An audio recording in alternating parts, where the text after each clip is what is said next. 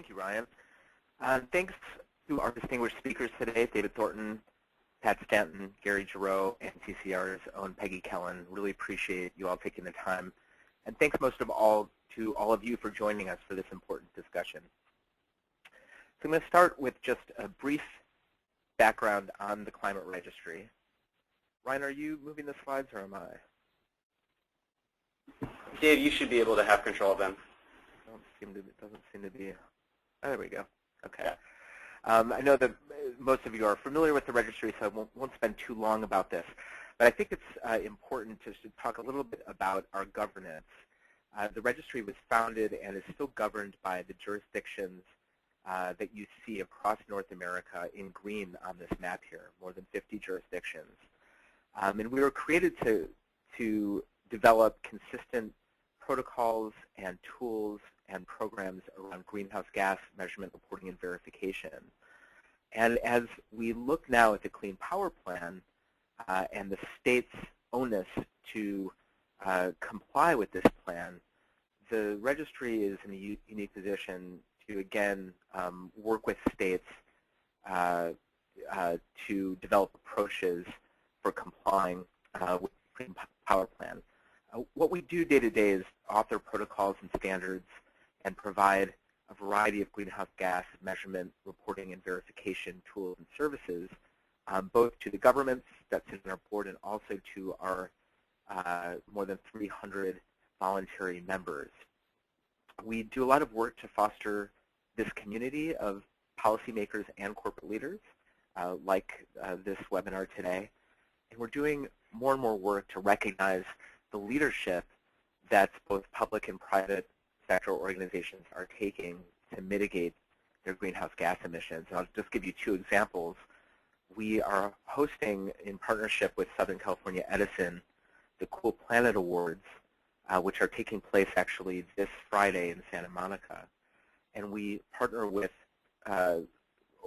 two other nonprofits, C2ES and ACO, for the US EPA-sponsored Climate Leadership Awards, which is a great national leadership recognition program that will next take place in Washington in February. And if you're interested in attending or learning more about it, you can find links to it from our website.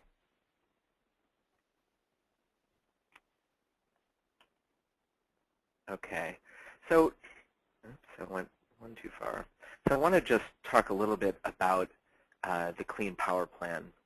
And this is a plan that the EPA developed the draft regulation for and released it in June. And nationally it calls for a 30% reduction in our existing power fleet by 2030 over 2005 levels. And this is really important because nearly 40% of US greenhouse gas emissions come from the power sector. So this is a really meaningful step towards lowering our national carbon footprint. It's important to note that while this calls for a 30% reduction, we're already 15% there nationally since 2005. So progress has been made. It's also important to note that while this is a national target, it will be implemented by states, and each state has its own target.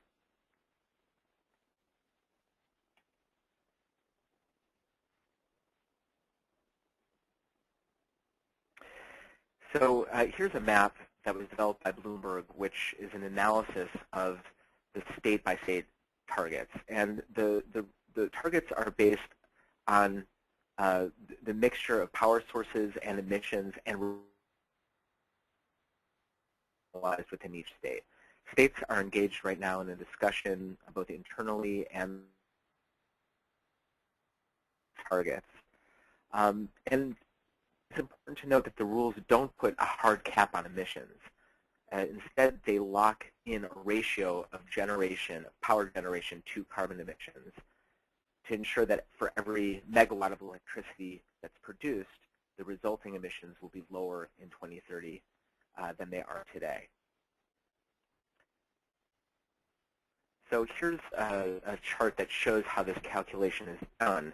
I'm going to talk about the four building blocks which EPA has given to states as means for complying with the plan. But just if you look at this figure, it shows that the emissions rate calculation takes the emissions from the state's power sources and divides that by the total generation from those sources within a state. So the plan allows for flexibility to include things like greater efficiency at the plant itself, using lower emitting natural gas combined heat and power, using more zero-emitting sources like renewables and nuclear, and also demand-side energy efficiency. And this would then adjust the emissions rate. You'd still take the total emissions from the power sources, but that would then be divided by the emissions from the power sources, by generation from the power sources, plus renewable generation, plus nuclear, plus an energy efficiency adjustment. So states can develop plans are due in 2016, or they can work together. And EPA gives a slight preference for those plans, or a slight incentive by allowing an extra year for those multi-state plans. Also convert their rate-based goal to a mass-based goal, which would pave the way potentially for some type of carbon trading or some type of trading mechanism.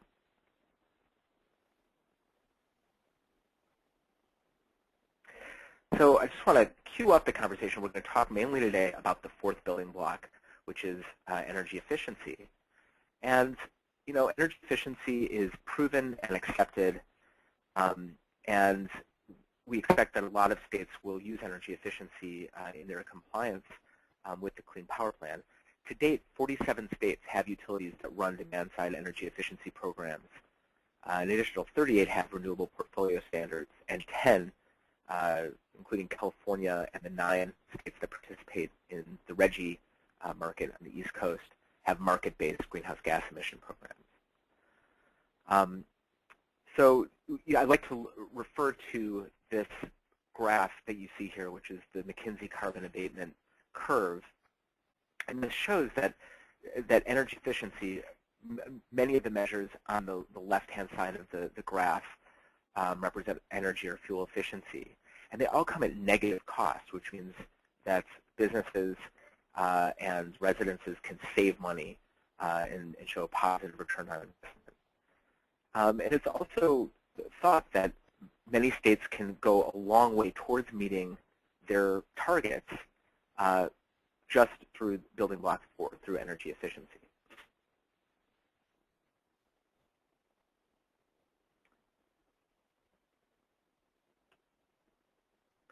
So there are challenges, however, with using energy efficiency as a compliance mechanism for the Clean Power Plan. Energy efficiency evaluation, measurement, and verification is inconsistent across states and regions. Data is also disaggregated, and even the terminologies with which we refer to energy efficiency varies a lot between states and regions. Generally, there's a real lack of transparency, not just between states, but even within states, between agencies like the air agencies that are going to be charged with the responsibility of complying with the Clean Power Plan, and the PUCs that traditionally track energy efficiency. So we see a real opportunity here, and the Climate Registry released a white paper early last week, which you can find on our website, which makes the case for developing an energy efficiency registry for states. This would be an online registry that would help states efficiently and transparently project, track, audit, and report energy savings and relevant supplemental information. It would encourage but not dictate standardization, and it facilitates communication and exchange of best practices, both between practitioners, between states, and also within states to address that gap between air and energy agencies that I mentioned a minute ago. And overall, this is a framework really for transparency. And we're going to be talking more about this. The other speakers will be addressing this. I won't go too far into it, but I'll leave you with this. The EPA has an open comment period right now. It was supposed to close October 16th, but they've extended it to December 1st. So if your organization is considering making a comment, and we encourage you to do so, we would also ask and encourage you to consider this idea of an energy efficiency registry and perhaps include it in your comments to EPA. And if you'd like specific language around that, if you're interested in addressing this in your comments, please contact us and we'd be happy to provide that to you. And here is a link with more information on how to submit comments to EPA. So Ryan, I'll pass it back to you. Thank you, Dave. So, thanks for your comments, Dave. I'm going to introduce our next speaker. Our next speaker is David Thornton. He is an assistant commissioner at the Minnesota Pollution Control Agency. Assistant Commissioner David Thornton is responsible for overseeing the development and implementation of the agency's air policies to improve and maintain air quality in Minnesota. David joined the MPCA staff in 1980 as the acid rain data analysis air policy activities for many years. Most recently, he has been involved with implementing federal regional haze regulations and developing policies to help reduce air emissions, particularly mercury emissions from power plants. David, take it away. Thanks, Ryan, and thanks to the Climate Registry for putting this webinar together. I think it's an important topic and very timely for folks to be having this conversation. States are spending an enormous amount of time slogging through this very long and complex proposal and trying to understand it. And it's not just the environmental agency folks from states that are involved in doing that. It's also the public utilities commissions and the state are having extensive conversations within our state with stakeholders, among states, at the national level, webinars and face-to-face meetings to try to better understand EPA's proposal. And frankly, we're all just delighted that they extended the, or at least most of us, I think, are delighted that they extended the comment period, because there's still a lot of this that I know that our folks in our state have not quite sorted out. As you can imagine, states' reactions to the Clean Power Plan are wide and varied. They range from you can't do this or you shouldn't do this to you didn't go far enough. In the middle, there are a lot of states that are resigned to it and just simply want to understand what it's all about. That's a little more easily said than done because, as I mentioned, it's a very long, complex proposal, and in many areas it's a little short on details. Some of those details are things that EPA has specifically identified that they would like to have some comment on, and many of the other areas are things that the proposal just is not clear enough in exactly how it would operate, and so it's very difficult to react to. One of the things that has been the most puzzling for folks has been trying to convert the rate-based targets into a mass. And a number of states have specifically asked EPA to release more information on how that can be done and to actually provide examples for each state of what their mass target might be. And we understand that that EPA is going to do that and that we may see those numbers soon. I think that will be helpful. We're used to dealing in tons and not in rates. And so it may provide a lot of illumination on everything. State reaction also depends a little bit on what your proposed targets might be. As you saw from that Bloomberg slide, the targets vary quite a bit, and there are quite a few states that have targets that are much less than the overall 30% national reduction, and there are quite a few states that have targets that are much higher than that 30% reduction. So some states are looking at their target and they're saying, oh, well, that's not so bad, and others are saying, ouch. one observation that I get from looking at the state targets is that many states that have currently are actively engaged in efforts and programs to reduce greenhouse gas emissions seem to have targets that are some of the steepest. And a lot of states that haven't really done too much on their own to reduce greenhouse gas emissions have some of the smaller targets. And so one concern that I'm hearing from states is that EPA's formula needs a little more balance to it. How you do that is, of course, going to be tricky. I also hear a lot of concern about credit for early action. By picking 2012 as the base year for setting targets, any actions taken before that, except perhaps for zero carbon renewables, is not accounted for. And this is a big concern for many states. Most states are also concerned about how quickly their plans must be submitted.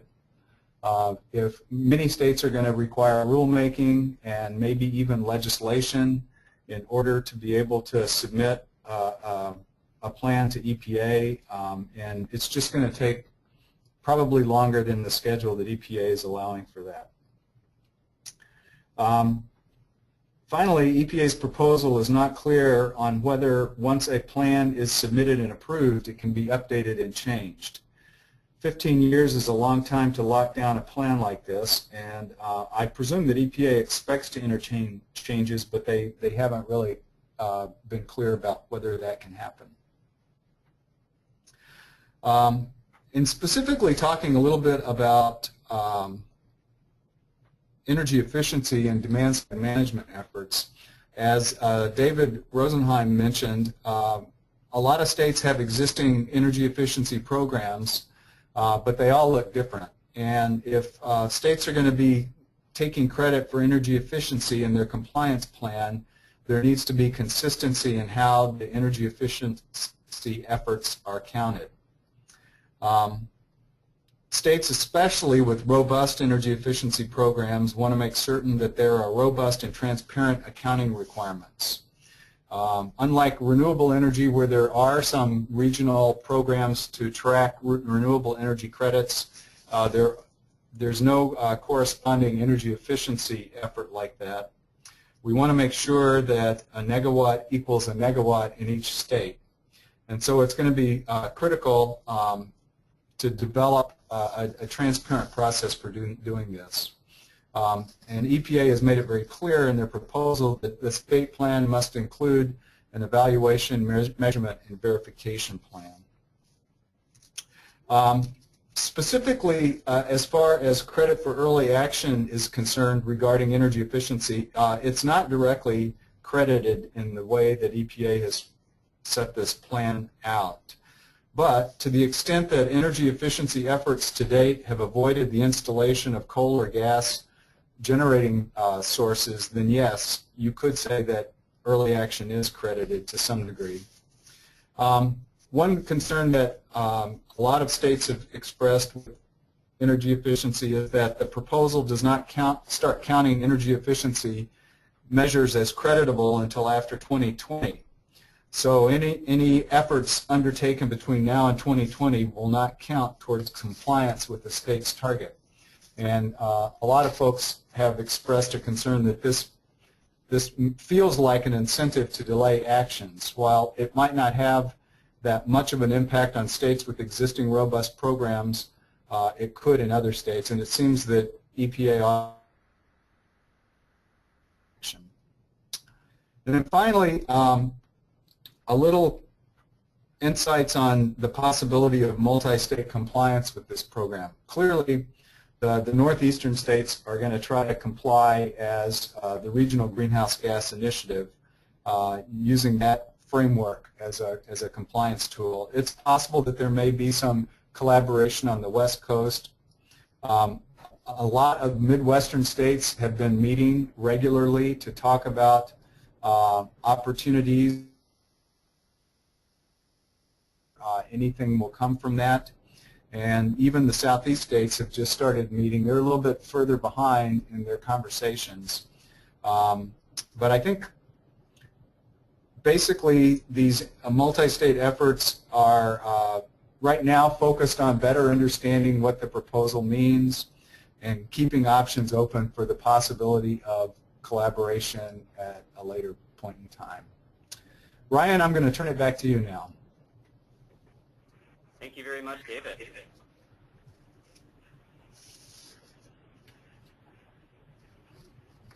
So we have no questions so far. We actually have one question, but it's for Dave. Dave, do you have time to answer a quick question? Sure. Well, okay. Well, I was going to say maybe save my questions till the end, but I do have one question for David Thornton before, because I know he has to go in a few minutes. I should also just mention that David Thornton needs to jump off the call in about 5 minutes, so if there are any questions for him, ask them now. And David, I just want to ask you one, which is the question of rate versus mass. And, you know, that as you mentioned, EPA has not defined how that conversion will be done, and that's kind of critical for states that might consider a mass approach. But can you talk a little bit just about the conversation that states are having? Do you anticipate that it will be a mix in terms of states going with the rate-based approach versus mass, or do you expect it to go in one direction or the other? You know, I think it all depends on how EPA clarifies that conversion and what people's mass targets might be. You know, if it's fairly clear, well, it's not clear how you make that conversion right now. But once there's more clarity and states are able to look at what their mass-based target might be, I think this is my opinion, but I think that states are going to may default to go to the mass-based target if it seems like it's equivalent to the rate-based target. I think it's just easier to work with. If a state wants to keep open the possibility of complying across state borders with trading or some other kind of a mechanism, I think it works a lot easier if it's a mass target that you're looking at. So I think that the default towards mass would be what I would expect, assuming that people are comfortable that their rate target and their mass target are essentially equivalent. That's great. Thank you. Great. And David, we have one more question. We have a question. Can David elaborate on the Reggie talk? Midwest and the Southwest are looking at joining Reggie to comply. Is your state part of those talks, meaning Minnesota? Well, I didn't say that the Midwest and Southeast states were looking to join Reggie to comply. I just said that the Midwest and Southeast states are meeting to better understand the proposal and to talk about what regional compliance might look like. I have heard, but I don't know, I don't have any specifics, that there may be a few states that are toying with the idea of what it might be like to join Reggie, but I think that it's going to be more likely that states would want to, if they're going to do some sort of multi-compliance effort, it seems to me it would be more likely that they would want to do so within the footprint of utilities in their region or their interconnect service organization that supplies electricity to their region. Just seems like that would make the most sense. Okay, great. Thank you very much. Thank you very much, David. And I am going to move on to our next speaker. Our next speaker is Peggy Kellen, the Director of Policy from the Climate Registry. Peggy manages the development and design of the registry's greenhouse gas accounting and reporting policies. In this role, she leads research initiatives and facilitates consensus across industry, government, and environmental nonprofit stakeholders on best practices in facility-level greenhouse gas accounting and reporting. All right, let's hear it for Peggy. Thank you, Ryan. So I wanted to just jump into the Climate Registry's proposal of an Energy Efficiency Registry and talk a little bit about some of the benefits and then some of the proposals that are outlined in a lot more detail in that white paper that David Rosenheim mentioned earlier on the call. First and foremost, the concept of an Energy Efficiency Registry is really to have a flexible online database that tracks energy savings. We envision that this would likely be used either by states to report information that they're already tracking through existing systems, or by energy efficiency implementers to demonstrate the energy savings impacts of their actions. The registry itself is essentially a tool that would collect, aggregate, convert, and report these energy savings and associated EM&V documentation, which has been identified as necessary in EPA's guidance, in a centralized location in a way that that information could easily be provided to EPA in a manner that meets their compliance needs. We hope that this could both support projected and realized savings, so it could be a way for states, especially states that are not as far along in developing their energy efficiency programs, to really kind of outsource some of that implementation work and track their programs over time. It would enable consistent reporting across states to EPA, and this is actually a key requirement that EPA identified in their technical support document on state plan considerations. They really do want the data, even if it's being calculated using different methods in different states, to be reported in a way that allows them to understand how those methods compare across states, and to ensure that the data that they're analyzing is all talking about the same thing, all apples as opposed to apples and oranges. Finally, this concept could also provide a chain of custody tracking mechanism, as well as a basis for a credit trading platform. So hopefully both of these things could enable an expansion of energy efficiency providers and project types that could be implemented as a compliance mechanism under this rule, and overall increase the amount of energy efficiency work that's going on in the U.S.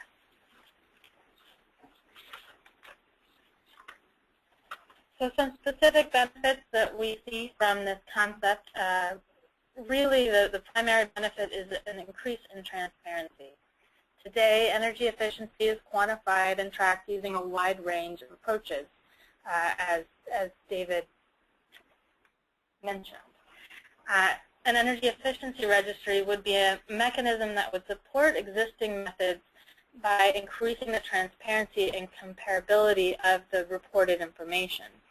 So it's not necessarily defining a single calculation method or range of methods for each type of energy efficiency project. Rather, it's enabling someone who's reviewing that information that's ultimately reported to understand how energy efficiency savings were calculated and have some assurance that the methods are appropriate and reflect real energy savings. Some of the ways that an energy efficiency registry would help to increase transparency would be to help develop more consistent terminology. A lot of the issues identified in EPA's supporting documentation around how they set some of the thresholds for energy efficiency identify that there are issues even in how energy efficiency savings are reported. For example, some would report net savings while some would report total savings, or reports for a single year might cover energy efficiency savings for that year or for the entire several-year scope of the program. So just coming to terms with how exactly information should be reported would really advance the quality of the data that's reported to EPA. It would also enable transparent EMMD documentation to have that information linked digitally to the actual reported data would really help streamline perhaps some of the reporting, hopefully streamline some of EPA's review and any back and forth that might be necessary in demonstrating compliance, and ideally just make things overall a little bit easier. This could also be used to streamline an auditing process. A lot of energy efficiency programs do have varying levels of auditing in place, but having a tool where information could be reported and then checked by a third party, and that process could be regimented so that it was rather consistent and rigorous, is something that registries are already doing, and other aspects in the EE Registry could do as well. It also allows for public engagement. EPA identified in their documentation that some of the best examples of energy efficiency programs that they had seen in states were ones that did allow for energy or public engagement at the early stages of energy efficiency projects and programs. And by including projections and information that's not yet final in a registry would enable a mechanism whereby the public could be better engaged in defining what those programs ultimately would be. So it's another sort of possible use of this tool. Some other benefits include that it could easily support a multi-user infrastructure so that states that are not already collecting EE data efficiently could use the registry itself to collect data from providers. States could also perhaps have state-specific modules that better reflect the systems they already have in place. But it would, and then another audience would be an auditor or the public itself. So a lot of different groups could come together to use this tool in an efficient way. Finally, this registry could serve as a foundation for a trading platform. This would, on one hand, enable transfer of credits from implementers to states if there's a crediting mechanism, just to demonstrate that that particular saving is being counted once and only once for compliance with this program. And then a little bit more excitingly, it could allow for credit trading within and across states as well, more of a market mechanism. And Peggy, we just had a quick clarifying question come in. Could you just spell out what does EMNV stand for? Sure.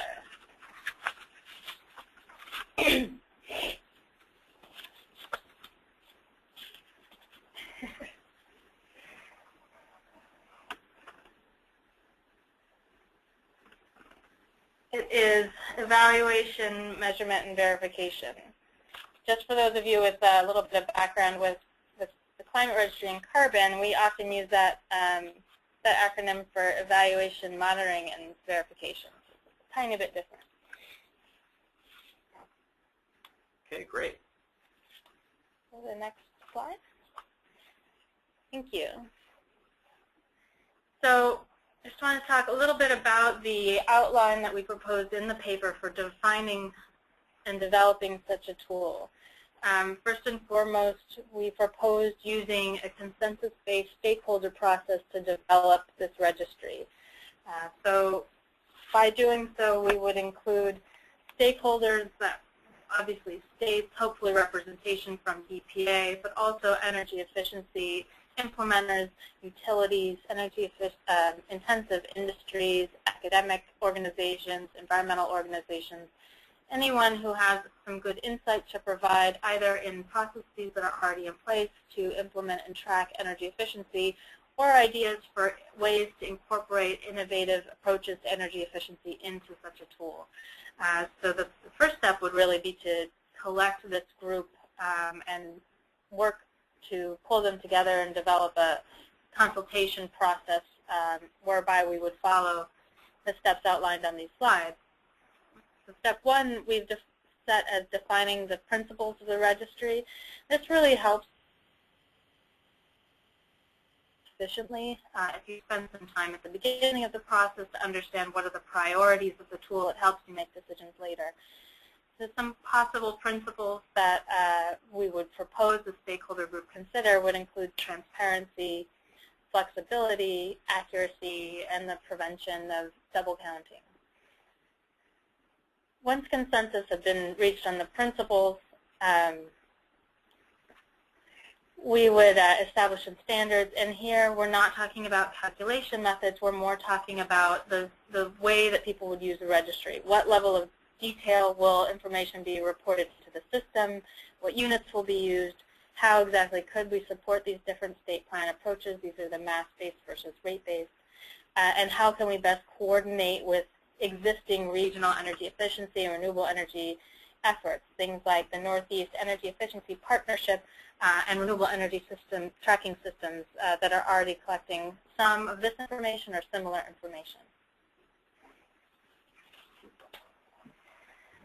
And then our last step would be really to design the tool requirements, and this gets a lot more specific, but this is looking into some of the actual methods of how that data that is reported will be aggregated and reported up so that it's useful for reporting to EPA, how exactly EMMV documentation will be managed. We've listed a bunch of options here. There are more that we've outlined in the paper as well. You know, what would a standardized reporting format be, and could there be customized reports, and how would that work? So we would work through all of those things in order to develop a tool itself that could hopefully be ready to use relatively quickly. And I just wrap up really quickly here by talking about a timeline for such an effort. We would recommend that this registry be in place really as soon as possible. And to do that, we would hopefully be able to launch a stakeholder group by early 2015 and estimate about a year to develop these standards and design requirements I've just mentioned. We'd hope that the first version of a registry tool could launch in early 2016. And this is really so that it's prior to the 2016 deadline for state implementation plans that EPA has outlined, so that states could really have the ability to integrate the Energy Efficiency Registry into their compliance plans. Such a short timeline will likely require a partnership with a software developer with some experience in similar mechanisms and potentially a similar tool already in place. So this would be another recommendation that this process would partner with an existing software provider. And that's all I have. I'm happy to take any questions perhaps at the end of the call. Thank you, Peggy. Yes, I think we have a couple questions, but we have two more speakers, so I just ask everybody to just hold on to their questions for a couple more minutes, and then we'll have time at the end. So I'm going to introduce our next speaker, who is Patricia Stanton. She's the Senior Vice President of Policy and Advocacy at the Conservation Services Group, nationally recognized expert in regulatory policy analysis and advocacy. Pat Stanton directs PSG's participation in emerging energy markets and public policies related to energy efficiency, renewable energy, and the full range of demand resources. Pat, please take it away.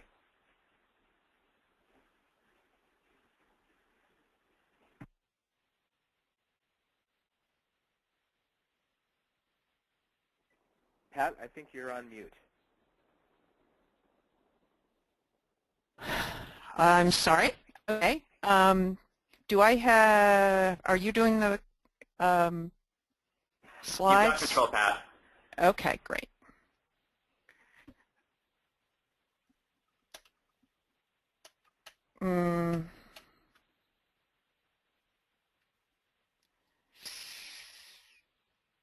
I'm not sure that I do. Perhaps you could move us to the next slide and we'll see if I... Thank you. Hi, everyone. Thank you very much, Ryan. And I do want to, next slide, please. So just quickly, some of you on the phone may know about Conservation Services Group, or CSG. We are a not-for-profit, mission-driven company. We deliver services to actually see that energy efficiency work happens at the residential level. And I'm very pleased to be here today.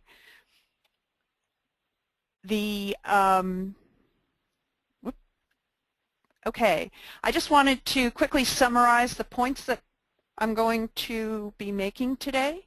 First of all, state officials really, their concerns are justified when it comes to dealing with energy efficiency and documentation. That the project originators or aggregators, which could be CSG or could be utilities, you know, they want certainty. They just tell them what to do. They might not like it, but they want to do it. The compliance entity under the Clean Power Plan needs to be confident that if they're going to use energy efficiency, the documentation is all in order. And similarly, you know, EPA wants that rigorous, robust documentation in a consistent format across the states. So, you know, everybody in the chain of compliance has very legitimate concerns, and what I think it really all boils down to is compliance value, a universally accepted compliance value.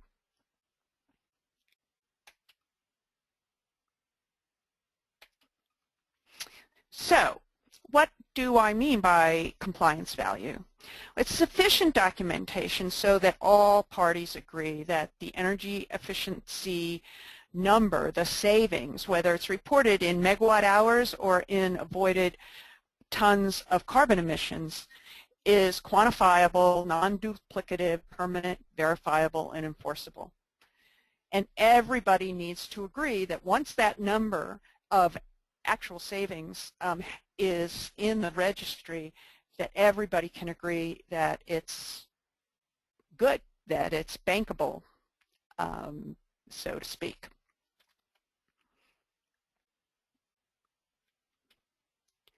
Next slide. So what are the hurdles that need to be overcome in order for us to really get that adequate documentation? I think the first step is that we need to need to demonstrate that the method of EM&V is one of the methods that's acceptable. So the way that the measurement is done needs to be acceptable. Then there needs to be verification that the project proponent actually followed the methodology, and that all of the assumptions are transparent, so that the math is correct. Peggy certainly put out the idea that we need to know that the savings aren't being claimed by someone else, and that there's a chain of custody. And I think this is really important. In many cases, energy efficiency will be the originator or creator of energy efficiency is not going to be the compliance entity. So making sure the documentation from the generator or the originator of the energy efficiency to the compliance entity is transparent and seamless. So we all know that the the savings aren't appearing in more than one set of books. Next slide, please. So this is a lot of documentation. On each project, you have a lot of things that have to be verified. You have to confirm that they were done correctly. And that's a big challenge if you're an air director, particularly an air director in a state that doesn't have an existing robust energy efficiency program. Does that mean that the air director needs to hire people to do all this data checking? And if so, that's a big challenge given budgets and so forth. So their concern is very legitimate. Now, the energy efficiency implementers just want to know exactly what they have to do for documentation. Believe me, as an implementer, CSG is the largest residential energy efficiency implementer in the country. we do lots of documentation. Asking us to do documentation isn't the hard part. We just want to know what that exactly is you want us to do and how you want us to report. Now, the compliance entities, in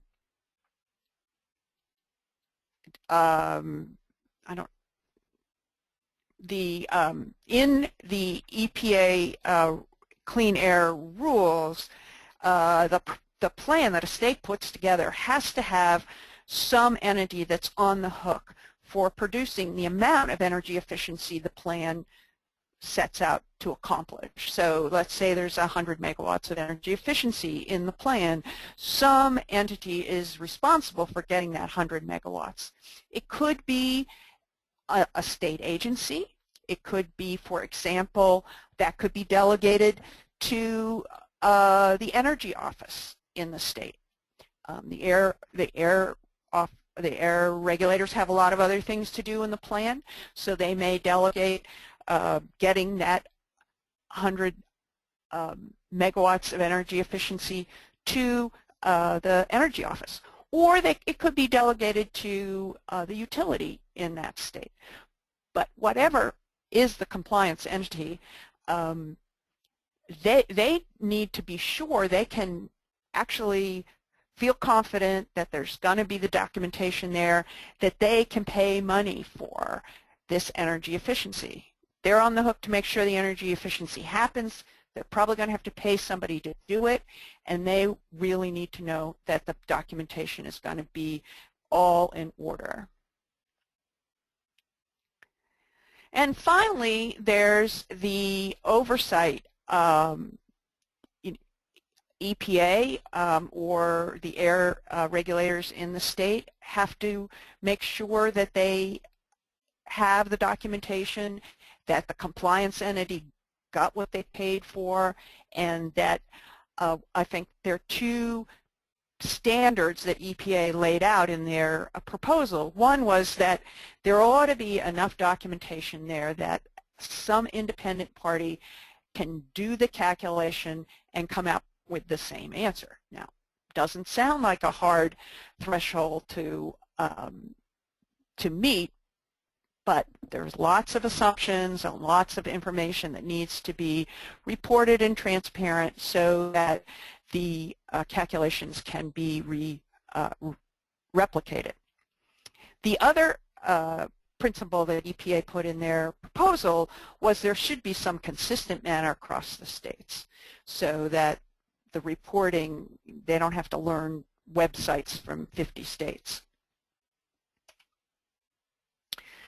So, as I mentioned at the beginning, one of the, a real number, a compliance value, a number of megawatt hours, or a number of tons of carbon reduced is an ideal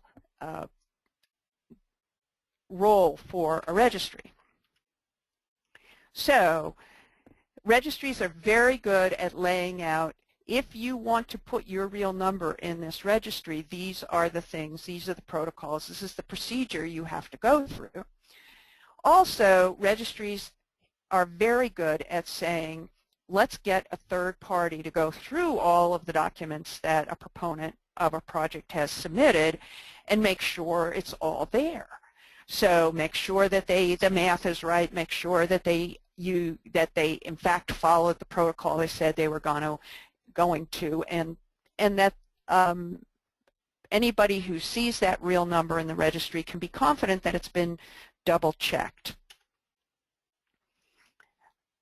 Registries are also really have a lot of experience with registries providing a solid reference that compliance entities can use in contracting for having this work actually done. And using a reference to a registry in the contracting process dramatically decreases the complexity of the contracting process for both parties. And finally, the reporting. registries can be really good at providing reports to the regulators showing not only that the compliance value is real and was created, but also that the compliance entity has retired or taken a certain compliance value out of circulation in order to use it in a compliance report for a given year, and that the regulators can be confident, that value isn't floating around in cyberspace somewhere where someone else can use it.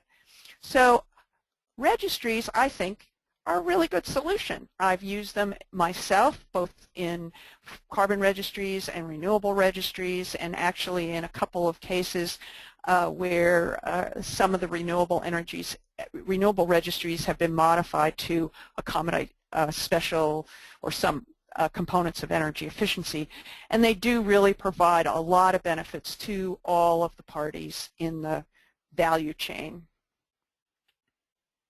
So, again, the 5 points.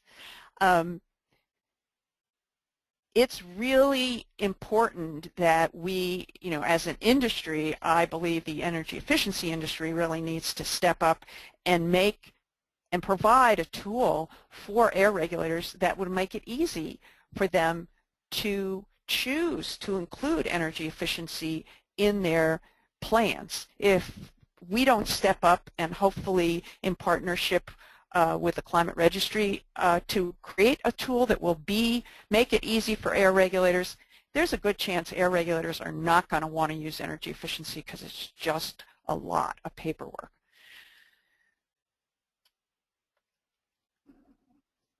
As an implementer, a project aggregator, I can speak with confidence that we just want to know that if we're going to go to all the work of doing the documentation, that we're providing what is needed, so that at the end of the day we will have created the value that we hoped we would create. The compliance entities need confidence that the number is real, that they can use the registry, references to the registry and to values in the registry in their contracting, because that will dramatically simplify the contracting they need to do with various parties that could deliver energy efficiency and make their lives easier.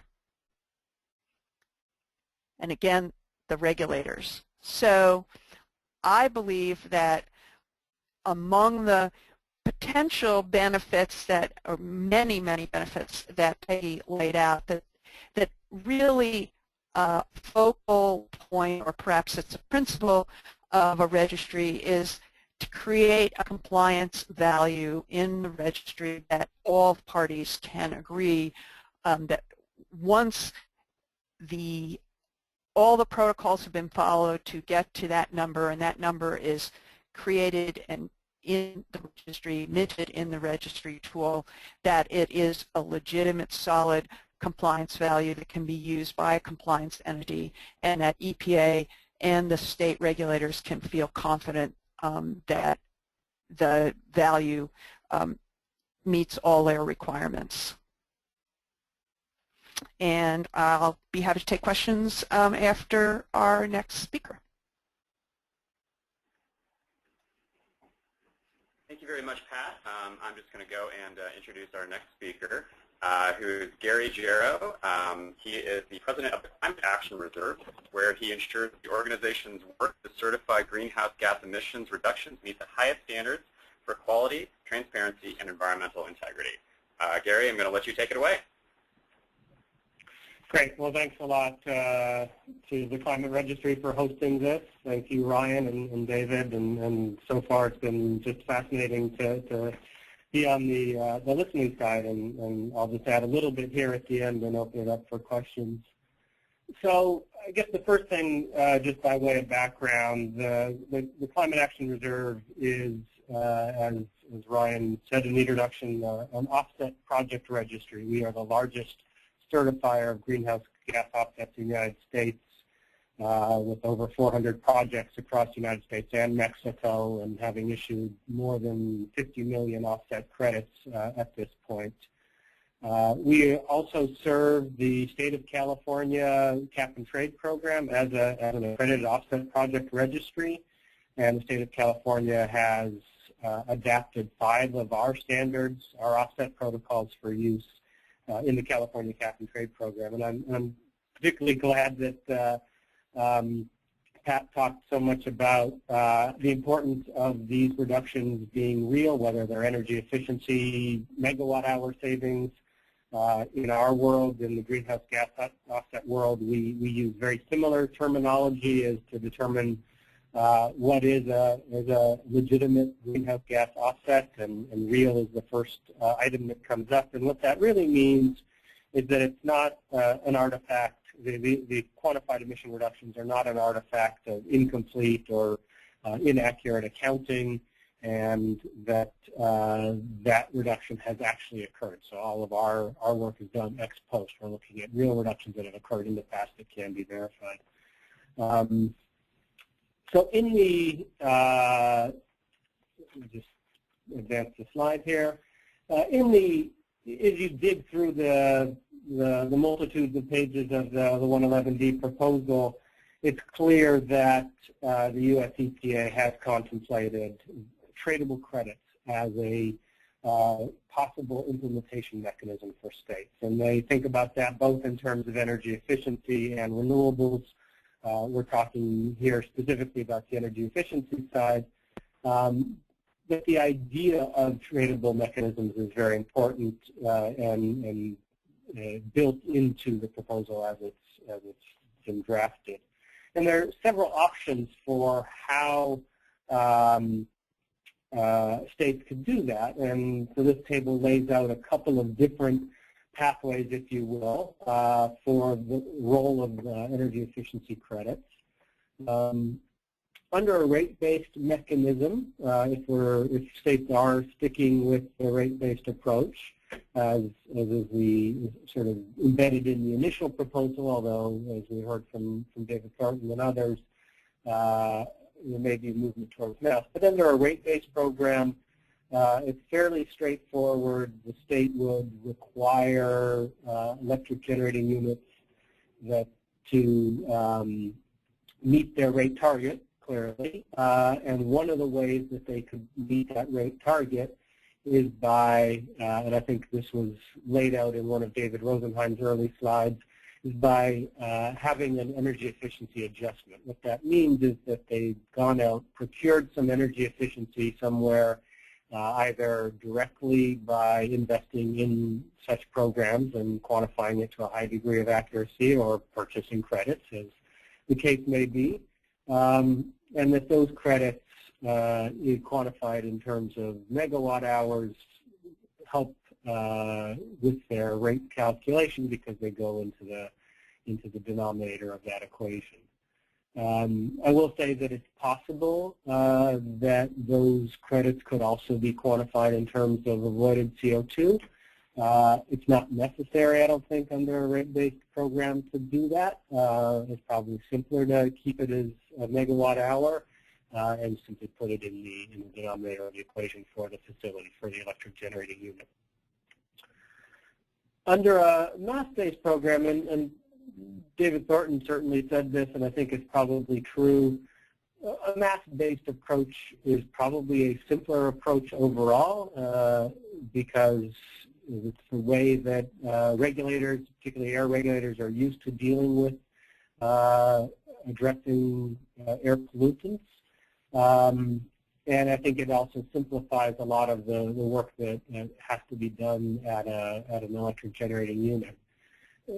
What I think the mass-based approach might look like under 111D is that a state would establish an energy efficiency portfolio standard for utilities, very similar to how they set out renewable portfolio standards, and those would actually assist states in meeting the target, or the electric generating units meeting the target.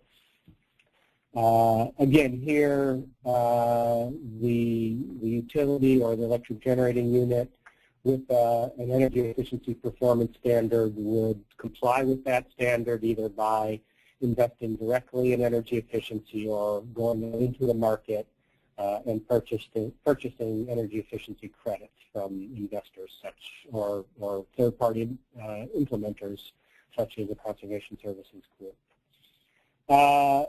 And this works just as well and perhaps even better under a regional approach as it does as a state-by-state approach.